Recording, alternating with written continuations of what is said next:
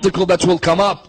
Allama al-Hilli narrates, he says, I was now on my 40th visit to Masjid al-Sahla. It was a Tuesday night.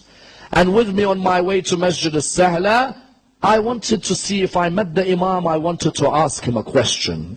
They said to Allama al-Hilli, what's the question? He said, there's a hadith from Imam al-Baqir which I cannot understand until today. They said to him, what's the hadith? He said, the hadith of Imam al-Baqir says, whoever cries a tear the size of the wing of a fly for Imam al-Hussain, Allah will cure his sins even if they were the size of an ocean. The tear the size of a wing of a fly for Imam al-Hussain, Allah would cure sins the size of an ocean. Allama al-Hilli says, I couldn't understand that hadith. How does that hadith mean that all the sins will be cured? Why would Allah forgive all the sins because a person shed a small tear for Hussain? So Allama al-Hilli says, it was the 40th Tuesday and I set off towards Kufa, towards the place where the house of the Imam will be, where the government of the Imam will be. He said, as I got close to Masjid al-Sahla, an Arab man saw me. He said to me, excuse me, where are you going? He said, I'm going towards visiting Masjid al-Sahla. He said to him, why? He said, I want to visit Masjid al-Sahla, it's my 40th Tuesday, and I want to meet the Imam of my time, and I have a question I want him to answer for me. So the Arab man said to him, do you mind if I answer the question? He said, no, only my Imam can answer. The Arab man looked at him and he said to him, no, allow me to try. What's your question?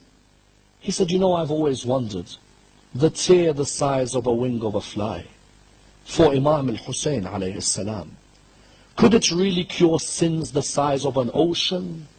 He said, I've never understood this hadith of Imam al-Baqir. The Arab man looked at him and he said, can I explain the answer to you? Allama al-Hilli said, well, go ahead, if you know, go ahead. He said, there was a king who went to war and his soldiers were with him. And midway through the journey, his soldiers were away from him and he was stuck in a forest alone. He didn't know where to go and he couldn't find any of his soldiers. So he went and knocked at the door. An old lady answered. She said to him, how can I help you? He said, I'm the king of this whole land. I cannot find my soldiers. I beg you, do you mind looking after me? And I promise when I return to my palace, I'll give you everything. The lady said, come in, stay with us. I live with my son, we live alone. And considering you're our guest, we only have one animal outside, but we'll slaughter it. That's all we have, but you are our guest and you deserve everything. That king, when he left their house having eaten, said, I swear when I return to my palace, I'll give you what you want. Months had gone past, nothing had been given. The narrations say that her son said to her, or she said to her son, my son, why don't you go and visit the king and tell him who we are? The son was hesitant. He was like, he'll never remember us. He's now gone. She said, no, go and ask him.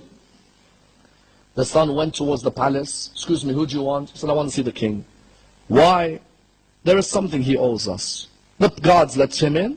He came and saw the king. Oh, king, do you remember me? He said, no, I'm sorry, I don't remember you. Do you remember when you were lost in the forest? Me and my mother gave you our house. And we slaughtered what we had for you. He said, of course I remember you. How can I forget? Please forgive me that I wasn't able to come back to you. It's been difficult times for us. Then he looked around at his two guards and he said, what do you think I should give him as a reward for what him and his mother done to me? They replied by saying, one of them said, give him some land, he deserves land. The other said, give him some treasures, let him have treasures.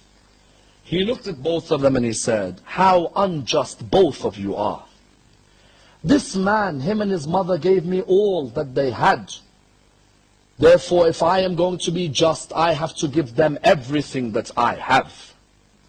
The Arab man looked at Allama al-Hilli and said, oh Allama al-Hilli, if a normal king can be so just that he is willing to give everything away because a mother and her son sacrificed one animal, then do you not think the King of Kings would give all his forgiveness away for the man who gave everything he had on the 10th of Muharram. Allama al-Hilli began to cry, for his tears remembered Karbala. He remembered Hussain giving the baby away, and Hussain giving Akbar away, and Hussain giving Abbas away. That lady gave one animal and a king gave everything. Hussain gave his life. How could the King of Kings not give all his forgiveness to the man who gave everything away on the 10th of Muharram? A tear. Imam al-Baqir said a tear the size of the wing of a fly for Abu Abdullah cure sins the size of the ocean. How many of us are sinners tonight on a Thursday night, brothers and sisters? How many of us? How many of us, our tear for Abu Abdullah, for what he gave away? Then he looked at him and said, oh Allama al-Hilli, tell my Shia that if they visit me every Tuesday in Masjid al-Sahla, I will be there for them. As the poet says, oh Allama al-Hilli, tell my Shia not to forget me, I am with them. Tell my Shia that when I see their deeds, I cry sometimes. I expect more from my Shia, more from my followers. And that's